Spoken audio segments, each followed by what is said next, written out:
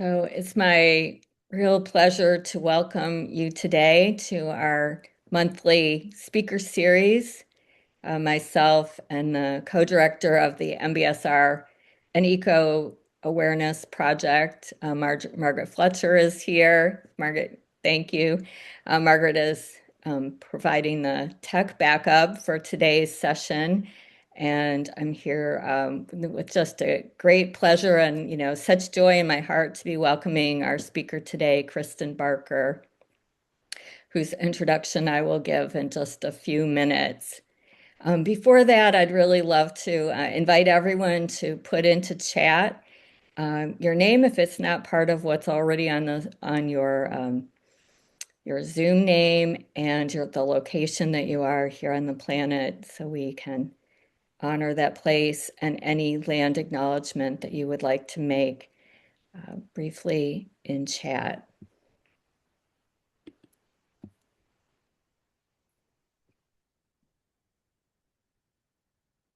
And for those of you who are joining from other countries, Margaret has also put into chat the instructions for turning on the translated captions, so you can have captions in English or also in your own language.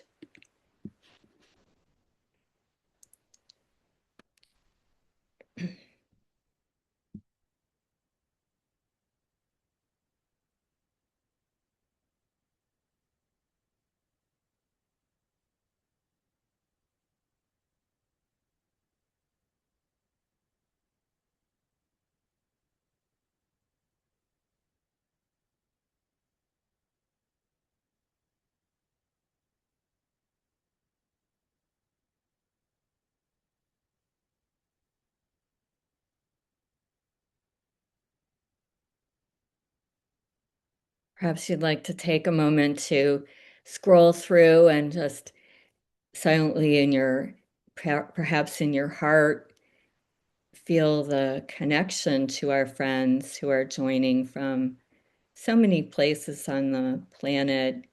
Your greetings to those of you who are in Netherlands and England, Atlanta, Georgia, Switzerland, Germany,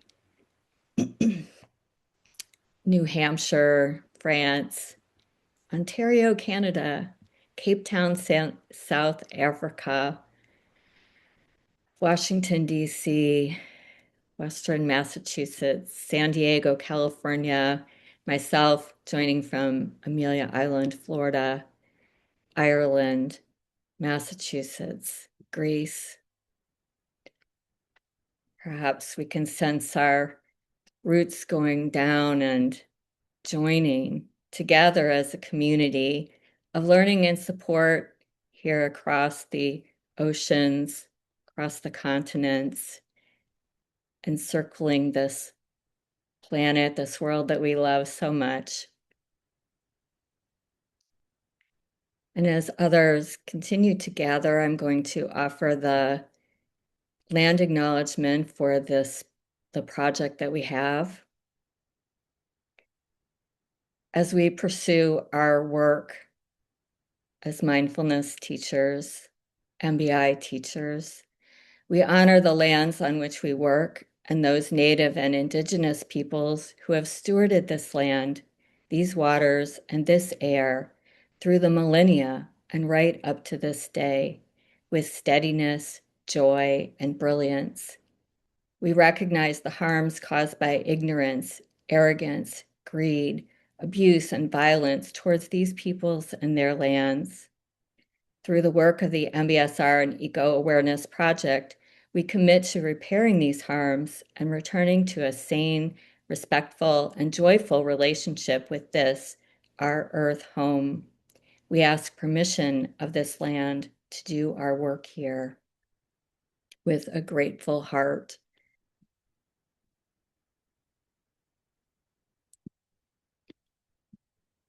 Welcome to those of you who are continuing to join our friends, more friends from Germany and from Virginia.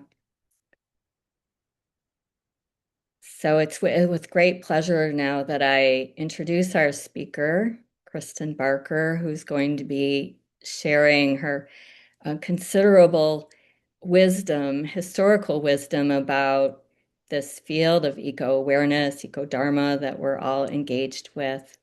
She's going to be speaking about the myths of modern mindfulness and their implications for teaching eco-awareness.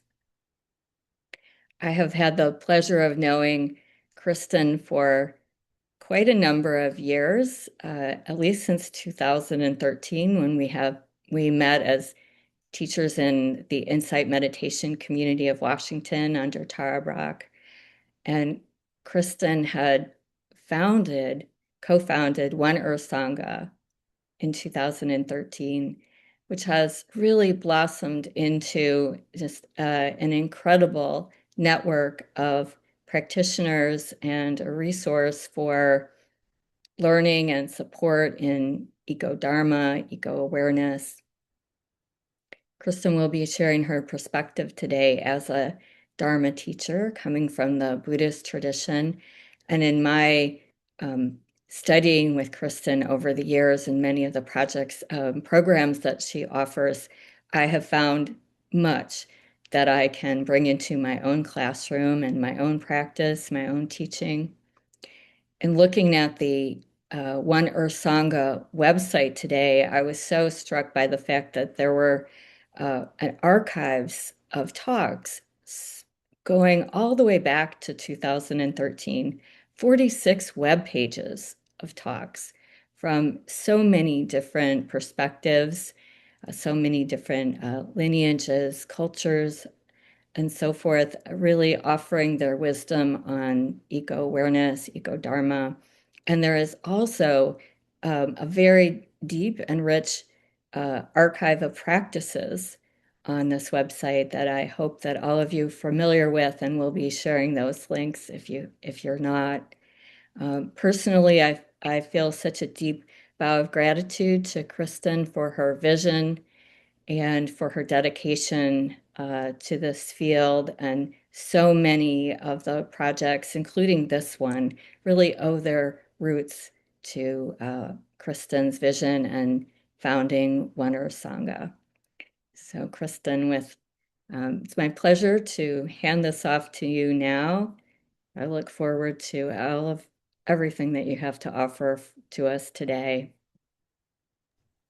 Oh, thank you, Trish, for that very generous introduction. I can feel, I hope that instead of my head getting big, my heart gets big from hearing that beautiful introduction. So it's good to be with you all today. I'm really grateful to be here, grateful to Margaret and the vision that she had for bringing MBSR, weaving earth awareness and ecological concerns, eco-dharma into MBSR. That's weaving those streams together. And Trish, the ways that you have been a part of this and Best Foundation and just manifesting so much goodness here. So really grateful. Oh, myself here. Yeah. So let's begin just with a short practice together. So just invite you to take the posture that really works for you, the particular version that works when you're sitting in front of a Zoom setting, right? Like we have that variation on our posture. And yet it's always here for us, these moments of dropping in. Just the long breath together.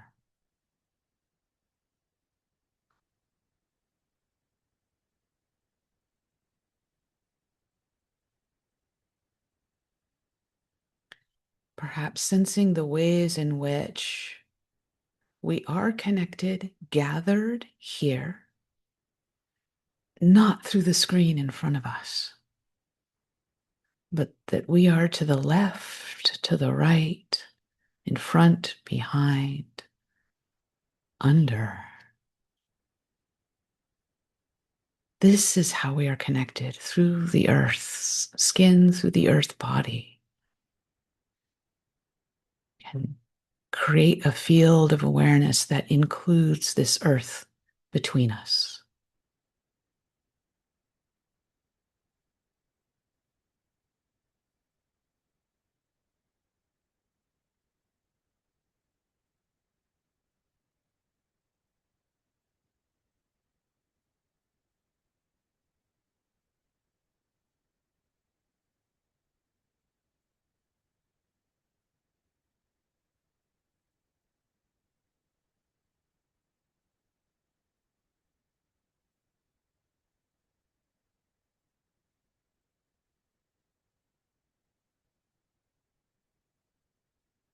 And I invite the signal that we might send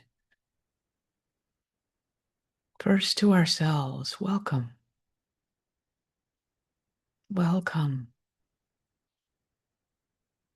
May you come well. Whatever it is that's here, welcome.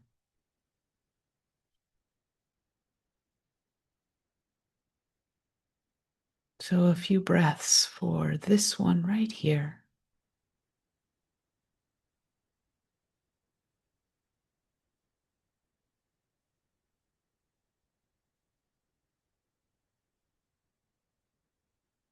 And then a welcoming to the community. Again, sensing us not through the screen, but through the earth between us, among us, as us. Welcome. Welcome to these ones gathered here.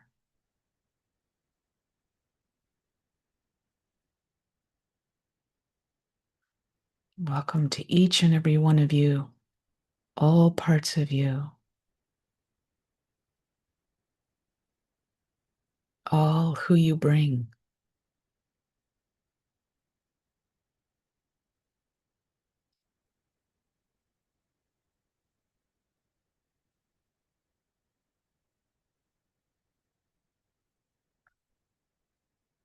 And then a final welcome to this earth, to our ecological kin.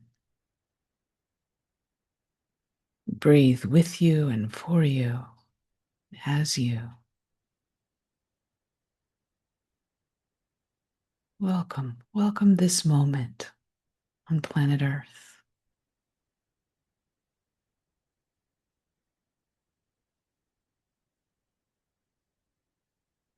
As one aspect of its consciousness, reflecting,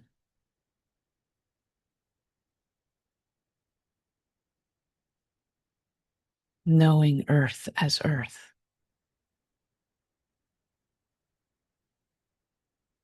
knowing all our relations.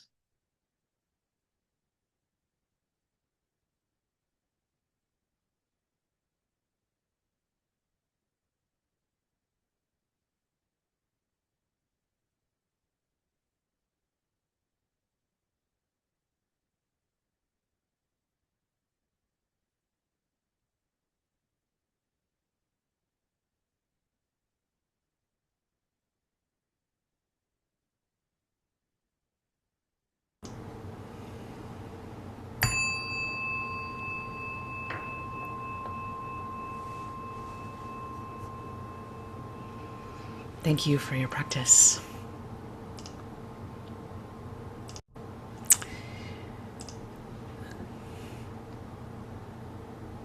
Funny thing happened on the way to giving a talk. I had suggested a theme to Trisha, or no, Trisha suggested the theme to me. That's what happened, right, Trisha? It was like the myths of modern mindfulness, and she's like, "I heard you give this talk, and I think you should do like some variation on that." And I was like, "Wait, what talk was that?" And I rang a bell, and I couldn't find it. I couldn't find the talk, and so I was like, "Okay, I'll just do that talk." So this is a new talk. I haven't given this talk. I hope it goes well. Ask your forgiveness ahead of time if it doesn't go well.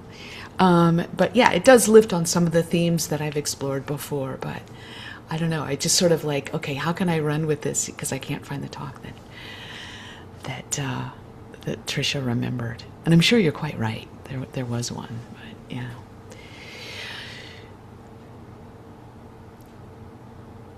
So I think what I wanted to bring is the ways in which the callings of kind of what we might call relational ethics, what gets called relational ethics, in the wider field, ecological ways of looking and being, bringing in ecological dimensions, earth awareness, climate change, species loss, all those kinds of issues that come with that territory. And what mindfulness might ask us to remember that it has always maybe been about. Understanding the causes and conditions of our stress, of our distress. And asking really profound questions, potentially, about the sources of those distressors. And then asking what becomes possible when compassion and clear seeing has arrived. So Tricia shared with me this quote that Jon Kabat-Zinn recently said, saying that he didn't invent it as a stress reduction program, but rather as a way of meeting suffering individually, collectively, planetary, with greater clarity and care. And then he said, somewhere in the journey to the mainstream, that wider vision narrowed in the public conception. It makes perfect sense to me how that would happen. And that's part of what we're going to get into in exploring what I'm going to call 5 myths of that quiet narrowing of the original project, and how climate psychology, relational ethics, and the Buddhist tradition, some of the deeper dimensions of the Buddhist traditions, invite us to recover that vision that Jon Kabat-Zinn had. So this isn't an invitation to move beyond mindfulness. It is to let mindfulness remember the depth of the project that it originally served. Okay, so it's important that I locate myself. I always want to locate myself in these situations. So I obviously, white-skinned, all the privileges that come with that, born into a reasonably healthy family, a stable society, a life in which I have always had enough. It doesn't define me, but it certainly shapes this consciousness in profound ways, being born in the country, with citizenship, and all those kinds of privileges. The kinds of suffering that I have come to encounter most readily, and the parts that are really quite far afield from my awareness, right? So just really locating myself. And in the tradition of, Donna Haraway, there is both humility and confidence, I think, that can come from such a location. Such a locating process. It says that I don't know anything, but I do know something, right? And in particular, being exposed to mindfulness, to Buddhism, wouldn't be here without it. And so I want to really bow to that tradition, to those ancestors, and express my deep love for not just the Buddha, but that kind of open source project which the Dharma has always been, especially Dogen and his insight into emptiness. I think he got it in some ways better than the Buddha, if I can say such a transgressive thing.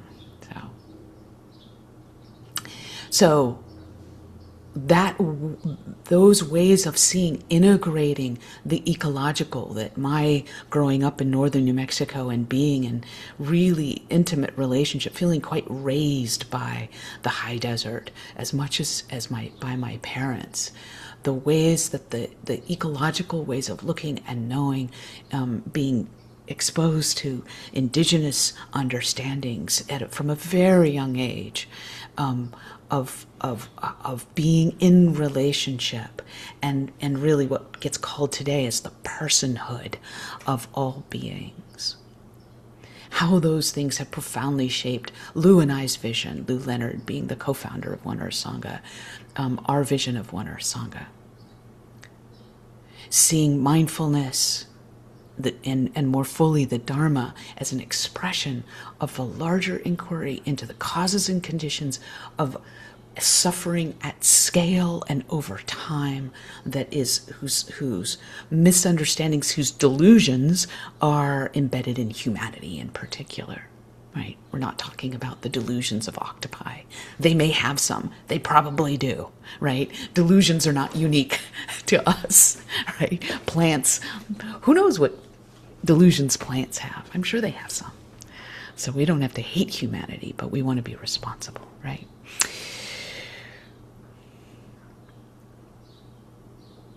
So, what are these myths that I'm pointing to? So I'll try to move through them with efficiency here, without rushing, right? That's always the challenge. Clarity, efficiency, without rushing. So, myth number 1, the purpose of mindfulness is to reduce suffering. Sounds right? That sounds really good. Sounds like a really good idea. So, symptom relief, emotional regulation, improving the sense of well-being, alleviating suffering to some degree. Yes to that. And calm becomes the goal. Something to arrive at and then be done.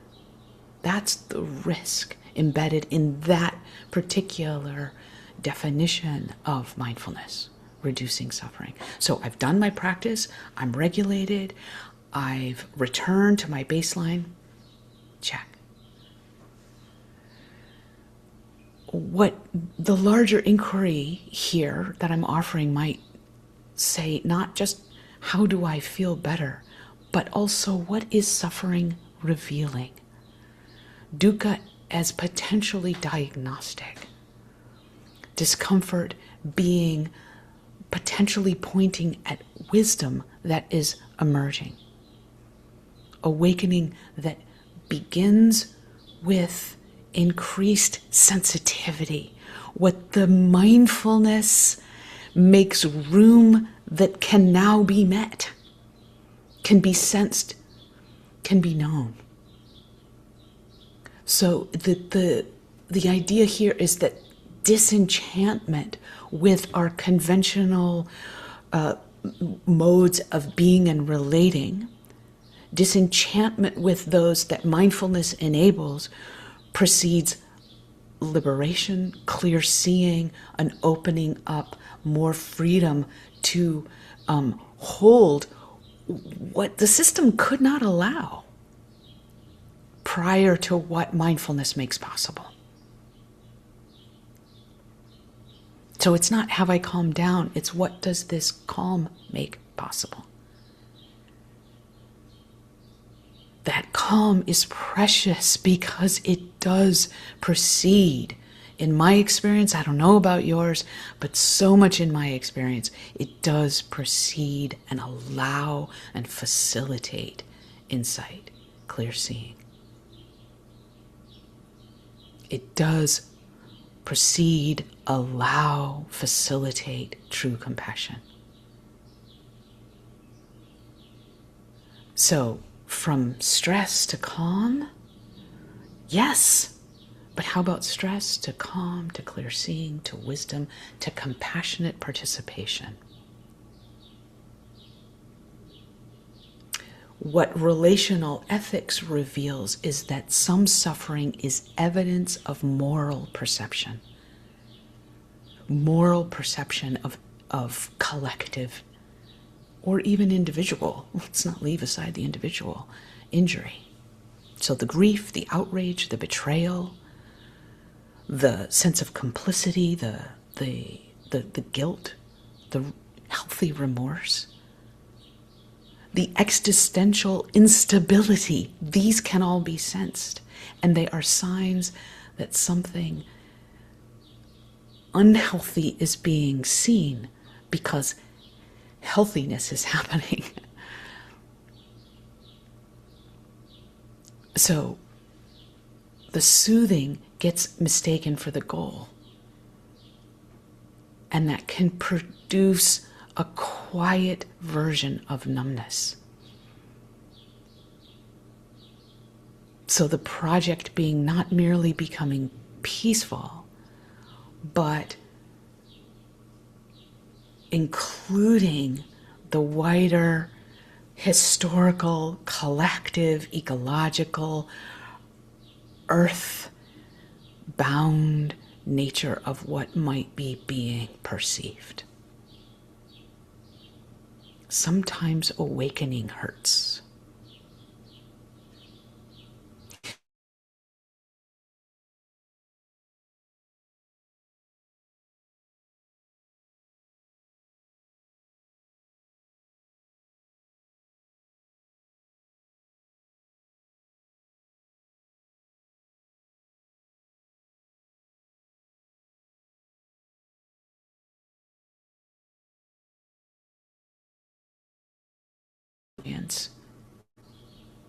And it is the both dominating and dominant in my country right now anyway experience, and mindfulness would find its shape in that would have it be useful to participation in that, in modernity shape, and then stop at calm, not question the relational ethics, not question the ecological ethics of what modernity requires, what that dominating culture requires.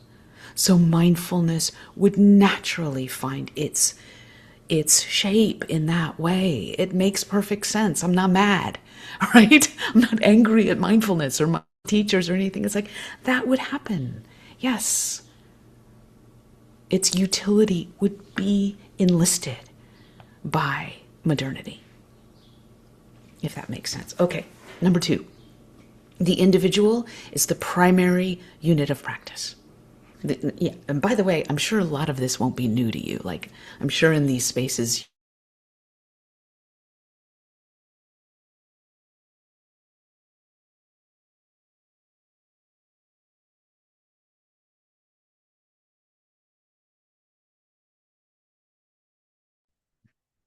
is this individual functioning? Is there autonomy? Is there self-management? Is there resilience? Is there personal well-being? Yeah, that's great. Psychology asks those questions and wants to meet those. And the confluence of where the Dharma comes into relationship with psychology, and that version of mindfulness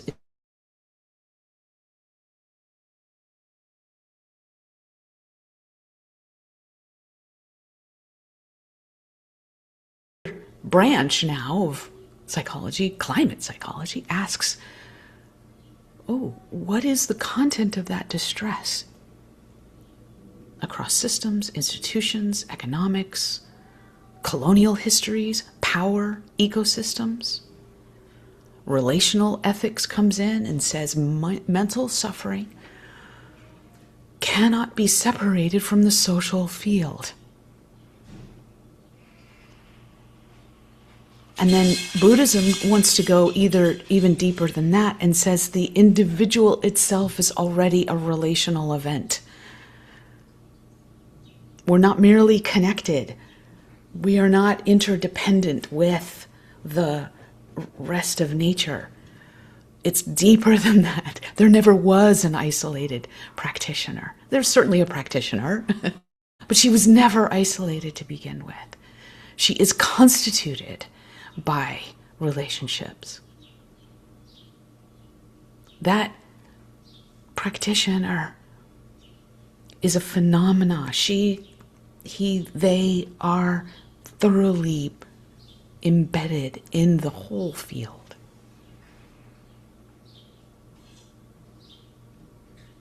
So the field of practice becomes relational, collective, ethical, moving beyond that psychological individual. And that would happen to mindfulness, right? This would happen to mindfulness. It would shrink to focus on the individual in its relationship with its one of its streams, psychology. It would keep that scope of concern at the individual. That would happen. And actually lean in towards kind of optimizing that one, calming it, regulating it, so that it can fully participate in livelihood, in relationships, in in civic participation, in the projects given to it by modernity. And, oh yeah, maybe not threatening the presumptions of modernity, of the dominant culture. Okay, myth number 3. Mindfulness is morally neutral. The myth here may be about neutrality, period. So that formation says pay attention, suspend judgment, bring a loving presence. Oh my gosh, I love all of this so far. It's so good. Pay attention, suspend judgment. Oh yeah, please. Yeah, bring a loving presence. Yes. And meet that suffering as suffering. Separate, pull out, don't put aside the content. Can we just be with fear as fear? Yes. Can we be with grief or anger as grief or anger? Yes. Oh, it's so good to ask. And what is being left out by not looking at the content of fear, grief, and anger? What is left aside? What relational ethics are being subverted in that move? That insists on, sometimes in a rigid way, staying with that suspension of judgment, that rigid neutrality. We're not talking about being neutral between two people are fighting or two cultures that are fighting. We're talking about the ways in which there's a slipperiness into neutrality regarding harm, and individually, collectively, especially culturally, historically, maybe even. So that neutrality between persons and communities is a real skill, but it can slide into, get smuggled into neutrality about harm. So this is the source, honoring the source of the suffering as a signal about ethics. Ethics that relational and collective, ecological, the love that might be speaking through that suffering, through those difficult emotions. Okay, myth number 4. Oh, yes, and of course, I didn't say it. This would happen to mindfulness, right? We could see mindfulness taking on a posture of being neutral with respect to content because of what that content how it might challenge modernity, the dominant culture, the dominating culture, right? This would happen. Positioning itself as reality, as we see things the way they are, and it's a neutral stance. Okay. Even apolitical is in there, if you can hear the call to being apolitical. Might suggest that there's something really being skipped over in that. All right, myth number 4. Awareness alone transforms. We notice, we accept, we return. But that awareness can become, again, if we rigidly stop there, it can refuse, it can be a shutting down, kind of very soft form of denial, a resignation to the way things are. What I want to love here, the potency, the potential that's here, is how awareness can become powerful agency with clarity and compassion, with all the things our mindfulness can be, the potency of the agency that is right there with that which is being discerned, the core, the content inside of the difficult emotion. There is still agency that isn't control over circumstances, but it is nonetheless agency.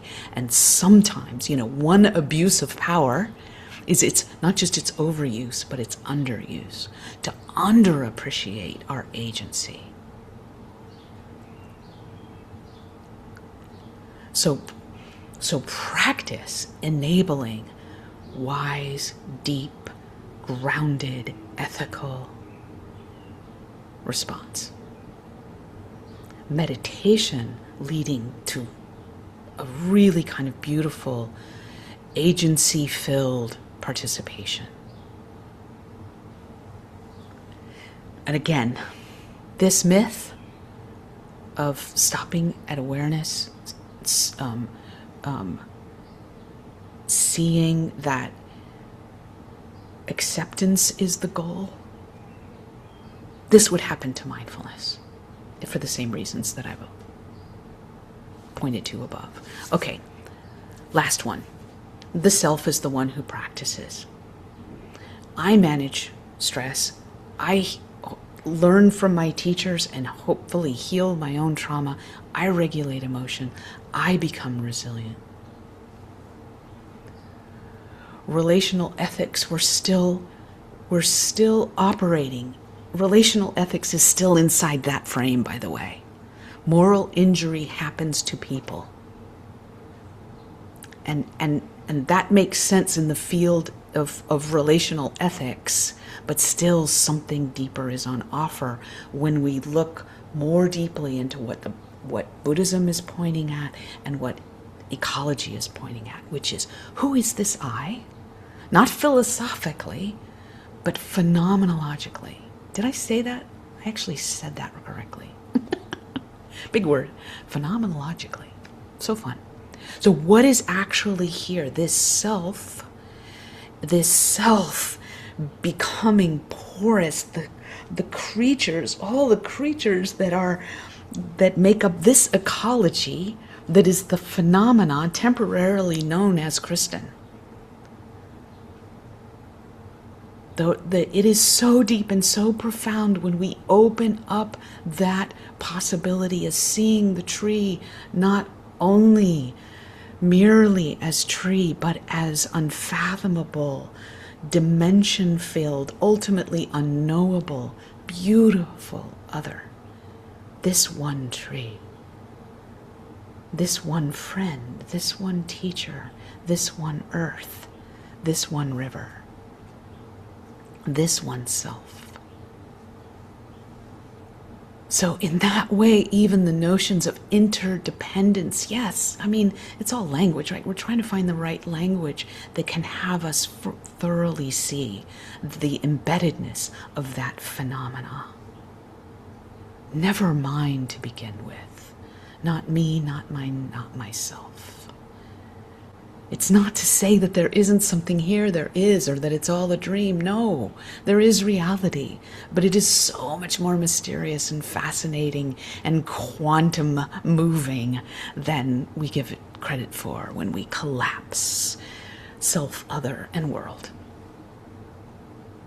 So that isolation, self, caring about each other, communities, justice, the world, isn't altruism. It is caring in a really porous, open way that is, yes, predicated on mindfulness, predicated on the clear seeing and compassion enabled by mindfulness. And this would happen to mindfulness. The unquestioned view of the achievement directed separate human being. That would happen to mindfulness in this culture. That view, just like it kind of happens in relational ethics, the locus, the individual I being kind of looking out upon the world. It happens to relational ethics, it happens to mindfulness. Okay, so those are the 5 myths that I wanted to lay out. And maybe to summarize, it's like, modern mindfulness asks, how can mindfulness help me live in this world with less stress? in its narrow sense. That's what mindfulness, probably not at all what you all are opening up here. I just want to respect that. Relational ethics asks, what happens when the world itself becomes morally unbearable?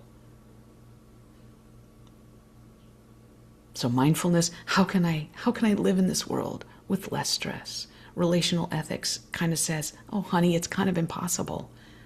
It is morally some things are morally unbearable. And Buddhism asks, what world appears when this delusion of separateness is seen through thoroughly? And then we bring them all together with the ecological and we ask, how can practice be an opening, a journey into a way of seeing and being in the world that responds to all of these layers of suffering? Self, community, ecological kin, world. Okay, so let's take a few. Oh my goodness, I'm over time. Yep, well, that took a while. All right, so I'm going to do this thing that I like to do, which is a phone call. Hey, Trish, are you there? I'm here, Kristen. Okay, hi. That took longer than I. What if we just go right into Q&A? We could do that. We could do that. We could That also, yep, we could do that. that way we don't like rush a kind of dyad practice. If Absolutely. that works for you. All right. Okay. Absolutely. All right. Appreciate your flexibility. Yeah, I didn't go through it as efficiently as I had hoped. So thanks. Okay. I'm wondering if, just to bring in the question that we would have perhaps spent a few moments with, perhaps you'd like to drop that question in and we could just sit with it for a moment as What a we move. great idea. I love that idea. Okay. Okay. All right. I love that idea. Thank you for that. So, what I was going to walk us into was this. Imagine someone comes to you overwhelmed. Maybe that someone is you. Overwhelmed by ecological grief or moral distress. At what point would you consider your work as a mindfulness teacher is complete?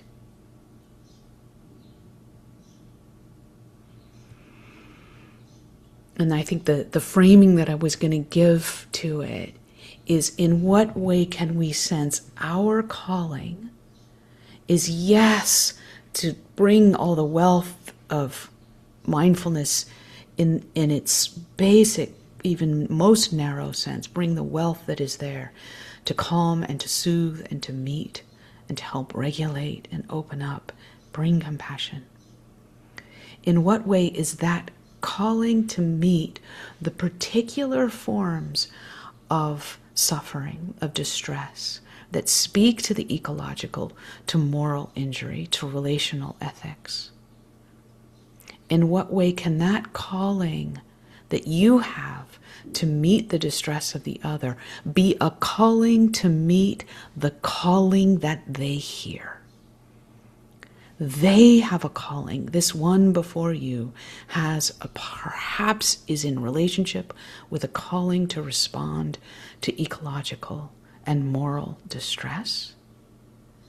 What does your role as mindfulness leader, how might it be challenged, supported, meet some of its edges in meeting that moment of distress as a calling to help serve their calling? So that was going to be the question.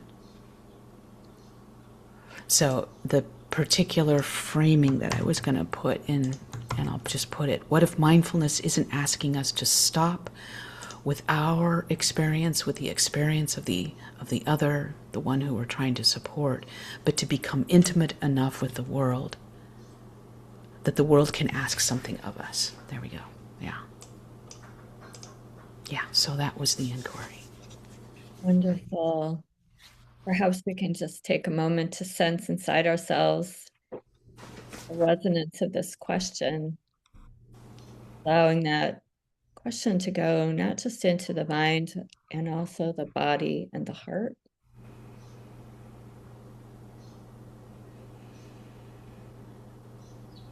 come close to ourselves and perhaps even noticing it stirred up with the question itself.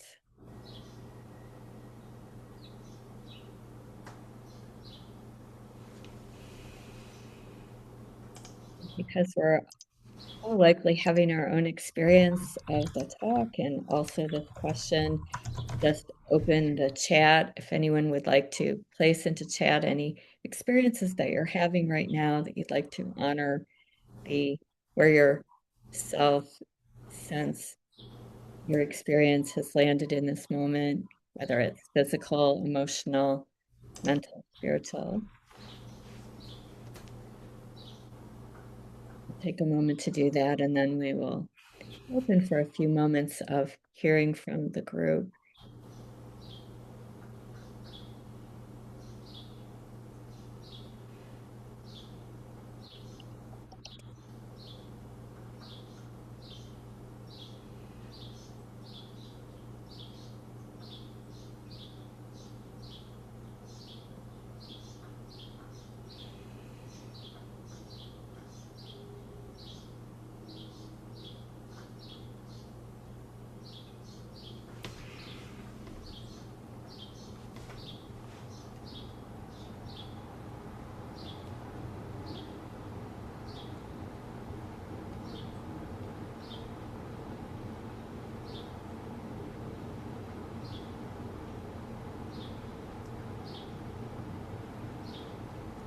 As folks are perhaps honoring your own experience and perhaps placing something into chat. I'd also like to open this up now for comments or questions to Kristin. We'll have about 5 minutes for this.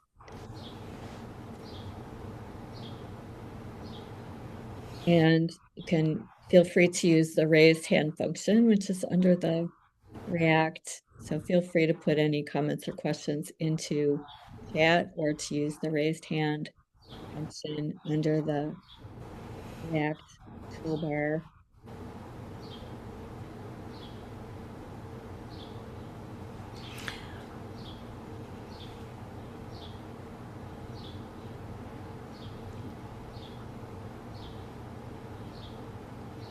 Kara, Hello, Kristin. Hello, Trish, and hello, everybody. So happy to be here. And I don't usually like to go first. I want to acknowledge that I'm a white male, and I want to open space. Uh, you know, uh, for those who do not have the same privilege that I have, the white male privilege. But anyway, I want to honor the time that we have, and perhaps my comments can bring up some reflection that it can be beneficial to everybody.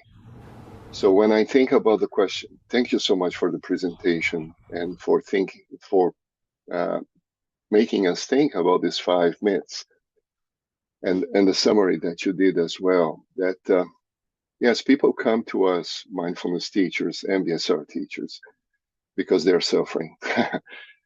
And they want some sort of peace. They want to find some sort of solace in the middle of all the fear, anxiety, stress that they are living. But you are absolutely right. They cannot be completely well if the world around them is falling apart. So even if we create some sort of refuge for them through the mindfulness practice, it's incomplete. It doesn't go as far as it should go. I think that our job, at least the way that I see my job, is to uh, afflict them in a way if they are too comfortable in their refuge. So I usually say that our job is to comfort the afflicted, but also to afflict the comfortable in a way that the only thing that really can bring some sort of solace is action. They need to engage in some sort of action that can tame the anxiety. So, in a nutshell, I think that my job is to give them the tools that they can find exactly what you said about the introspection, the investigation, the insight, but it can lead to initiative. It can lead them to do something so they don't feel so hopeless, so they don't feel so helpless in the middle of the chaos. So that's my comment. Yeah, thank you for that, Piero, and it's really good to see you here, dear one. And I, there is this kind of this idea like action absorbs anxiety, and I'm not so sure. I'm not so sure. It like mindfulness, like compassion, like all these sort of predicators, it's like necessary, but maybe. So two things. One, from where will that action come? What is the base? What is the sensing? What is the consciousness that is informing that action, right? Because it could be still very much caught in reactivity and enmity and all these things that make matters worse, right? So that call to action by itself, not situated in wisdom, is actually, not great, right? So it's kind of like the two of them together, the way that the calm can be the end point and the way that the action can be a starting point, no matter where you're coming from, right? So I think you're pointing at the ways that, for me, to be honest, it is such a project to figure out where I will situate myself with my agency. What does my agency want to express? That may or may not look like what others consider to be action, or it might be incredibly radical and wild, right? But what is the earth through this one asking for? And that takes a deep listening where all the layers of suffering must be seen and dealt with and met and soothed and transformed to ask, what is the earth asking for? Right? So it's quite a profound practice and not easy. And so it really goes up against we have to do something now, like the urgency call. I respect. Yeah, we're in trouble, kids, right? That's coming from somewhere too. That we need to stop meditating and start acting. Yeah, I hear that too, right? So it's really nuanced and no simple answers. And I think we really need to support each other in finding that clarity, that place of clarity from which really wise, helpful action can come. Yeah. Other thoughts? Disagreements. Feel free to disagree, y'all, with what I said. I welcome it. Oh, wait, we're running out of time, so maybe we don't. Okay, we have time for one disagreement. Or agreement, or comment. Actually, this has been so rich, Kristin, and I want to thank you so much. It has really given all of us a lot to think about. And I can see from the comments, people wanting to make sure they get the recording and can they review this so they can really understand. And I put a mention in the chat that once people have the recording, that there's a button you can press for a transcript, so you can get a transcript, and that can help to review the material. Thank you so much. This is really has been such a beautiful summary of some of the pitfalls and limitations of the cultural conditioning around the word mindfulness and what it means and how it might show up in our classrooms and our teaching and how we might work to work with these limitations, these myths. Thank you so much again. And I've noticed that Margaret has put into chat the links to the Winter Sangha programs that you have asked us to share and that have benefited so many people. thousands, literally thousands of people across the world have benefited from the uh, Eco program that lives on the Winter Sangha website. And actually, that those of us at the Best Foundation are working through collectively right now. And also, there is an Eco Dharma teacher training, which you might also, which some of you, if you resonate with the Dharma perspectives, may also benefit from. And every month on the last Sunday, or the fourth Sunday of every month, there is a different speaker hosted by Winter Sangha, which will then contribute to that 40 some pages of archived talks and practices that live there. So I really recommend everyone, urge you, if you're not already familiar with this tremendous resource for this field, please do. And again, a deep bow to you personally, Kristin, for the thought and care that you put into creating this really informative and inspiring talk for us today. Well, I hope it was as good as the one you were remembering, Trisha. So really, so much gratitude to this community and for the project that you're inside of. I mean, yeah, may it continue and increase.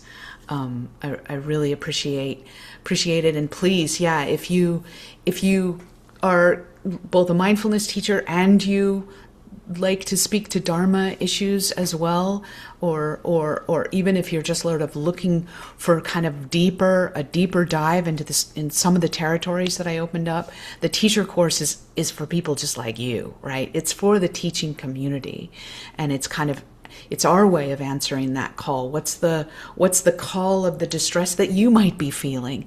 What's our calling to support that calling in you that's coming, from the earth, through the earth, as the earth. So yeah, just really good to be here, and I Yeah. would love to share the dedication of merit if that's okay. We have a few announcements before Please. that, before we end, and then I'll turn it back to you. So Margaret is putting into chat some links that are related to our project activities. We have, for the first time ever, we are offering an in-person small group intensive of our MBSR, MBI teacher, EcoAwareness workshop, which will be August 6th through 8th in Concord, New Hampshire. We have a beautiful, beautiful place to practice, and um, please do be in touch with us if you'd like to join us.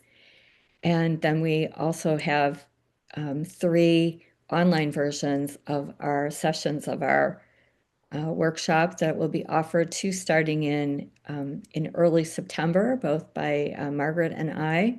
Separately, one on Tuesdays, one on Wednesdays, both midday East Coast time.